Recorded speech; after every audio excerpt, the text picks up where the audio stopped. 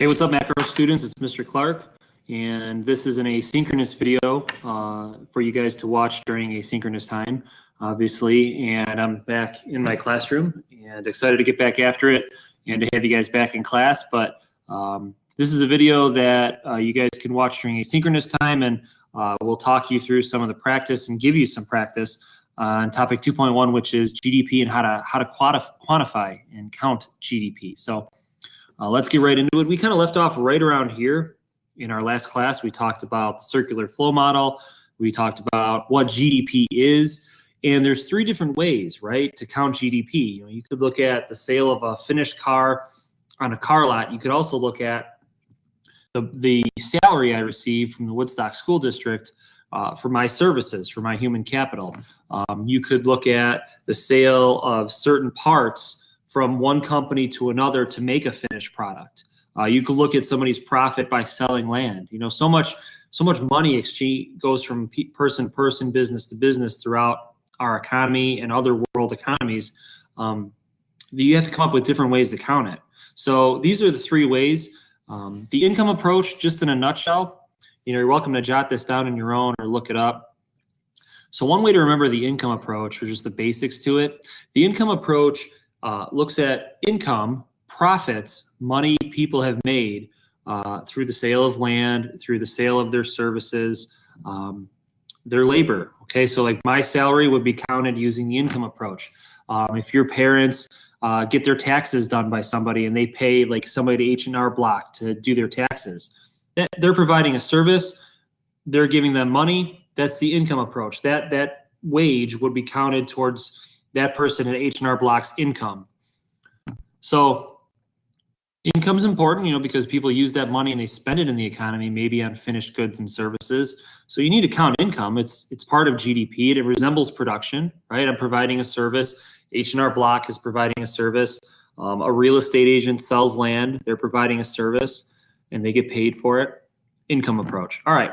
Expenditures approach. That's people's spending on finished goods and services, which is what we talked about in our last class. So hopefully you have a good grasp of that. And that's the one that is used the most by the College Board, by AP. You're going to see the most questions revolving around the expenditures approach. But it is important to know the other two as well. So expenditures approach, one way to know the expenditures approach, and we'll get more into this in class. But there's a basic formula to use. And the formula looks like, give me a second, let me change the font. Formula looks like this: C plus I plus G plus X minus M. Okay, so what does that mean? What does C plus I plus G plus X minus M mean?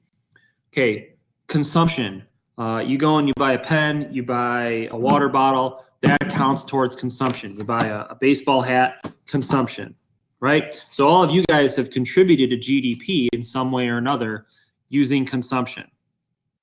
Consuming goods and services. And I'm not actually meaning like eating the goods and services, buying a pen, stuff like that. Investment. Your parents put an addition on their house. A new business buys new plant equipment. A business invests in human capital. They train their workers. That's investment. You're trying to up the value of whatever it is, whether it's your house, property, a business. That's investment.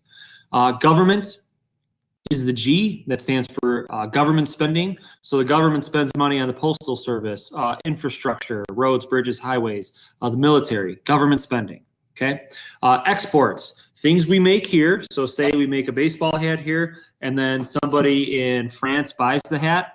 That person in France is contributing to the United States GDP because they're buying one of our domestic made products, okay? So exports, and then you got to subtract imports. Because we buy a lot of things. For example, this hat. Take a guess on where this hat is made. China. So this hat is made in China. And this would be subtracted from US GDP. So I think I bought this hat for around $25. Nice hat. It's a fitted hat. It's a new era. So you would subtract $25 from our GDP because I'm spending US money on a foreign made good. It's not domestic made. Okay, so you got to know that formula. That is a big one, guys. You got to know C plus I plus G plus X minus M. Go around your house and recite it throughout the weekend. throughout the week next week. Value-added approach. So value-added looks like this. So like if Chevy is making a car and they buy the plastics from one company and they buy the tires from another and the computer software from another company, that's the money they pay those companies for the plastics and the computer software and the tires, that goes to value added, because those products are adding value to a finished product, hence the term value added. You're adding value to a finished product. So the dye, the fabric, the metals that were used to make this hat might have been bought by another company. And so if New Era paid another company for certain things to make this hat, the money they paid to that company is going toward the value-added approach. Okay, so hopefully that gives you a better idea of what the three mean. So now let's do a little practice. Okay, we know that we ended last class with this.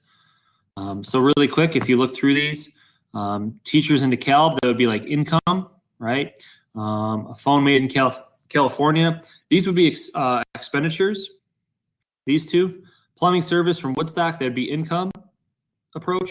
Accounting firm would probably be income approach too. It's a little ambiguous, but if you're just counting their salary that they made, income approach.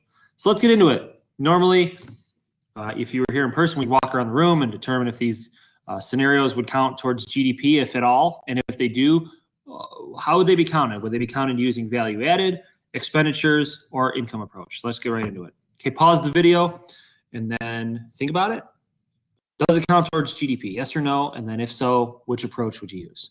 And then play the video.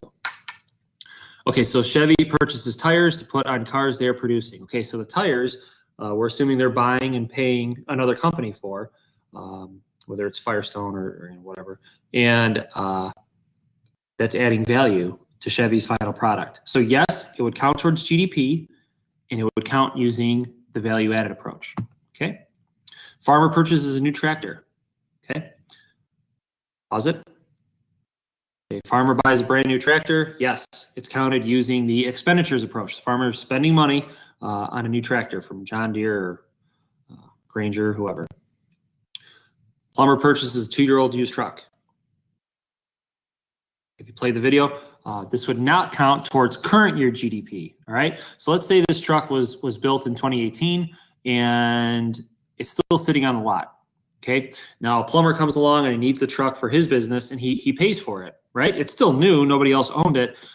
It would not count towards this year's GDP. It would count towards the GDP in the year it was produced.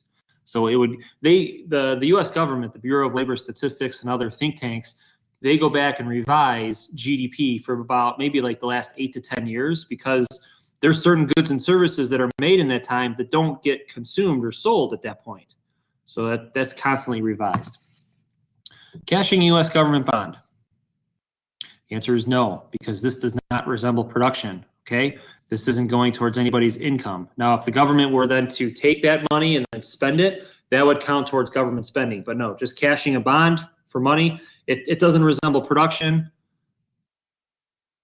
The answer is no. Barber makes money from cutting hair. Yes. Okay. What approach? Income. Barber's income counts towards U.S. GDP, assuming he's not just paid in cash and there's no paper trail, because then it would be a side market activity. U.S. government purchases a brand new submarine for the Navy. Yes. Expenditures approach. Which part of the expenditures approach? G, government spending.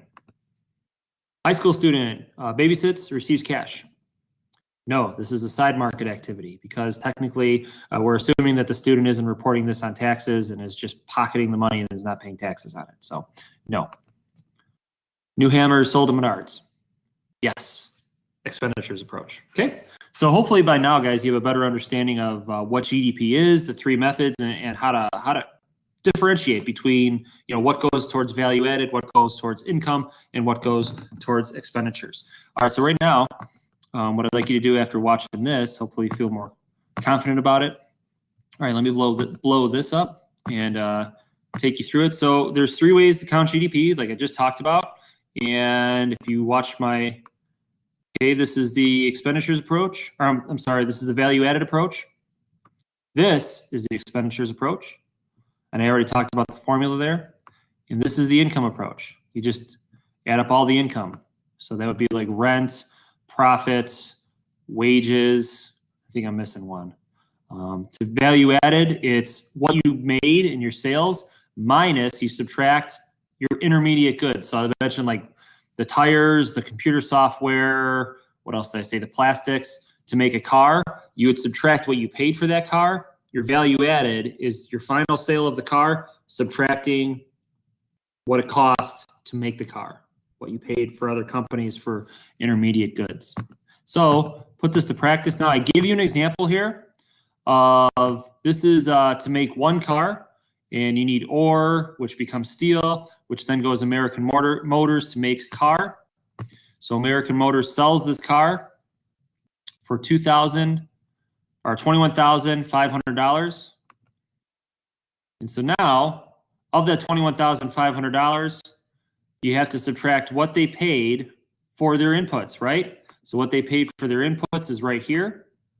So $21,500 minus the $9,000 they paid for steel means that their value added is $12,500. Okay? During this time to make the car, they paid their workers $10,000. They paid $1,000 in interest. They paid $500 for the rent of their building, and then they profited $1,000. So off the sale of that car, they made essentially $1,000. They sold it for $2,150. They made $1,000 off of it. Okay, so if you were to add all of the profit that these three companies made, all of the rent that these three companies paid, the interest that these companies paid, and the wages that they paid, you're still going to have $21,500, okay? Because that $21,500 not only represents the selling price of the car, but also the income approach, because income includes these three things, or four things. It includes wages, interest, rent, and profit, because that's interest is income for banks. Rent is income for landlords. Profit is income for business owners, entrepreneurs. Wages are income for workers, right? So you add those up right over here, total them up, add them up, you should get 21,500. So that's the value added approach. The expenditures approach is already done for you, 21,500. And then if you added up the value added, what each company paid for their inputs, 4,200 plus 4,800 plus 12,500, and you would still get 21,500. So the point I'm trying to make here, guys, is regardless of which approach you choose, income, value added, expenditures, it's all going to equal the same thing. It all should equal 21,500 in this case. All right, so a couple takeaways here. To determine income, you just add up wages, interest, rent, and profit. That gives you your total income approach. Value added is what you sold your product for. So like American Ore, they sold their product for $4,200. They didn't have any intermediate goods, so their value added is $4,200. They added $4,200 to somebody else's product. American Steel paid $4,200 for iron ore, which is used to make steel. 9,000 minus 4,200, and you should get 4,800. And then American Motors paid American Steel $9,000. Add these three together, and you get the value added approach. So on the next, I think it's the next page, you got some practice. This is practice, find GDP using the value added approach and income approach. So same method as I did in the example. Refer back to the example if you'd like.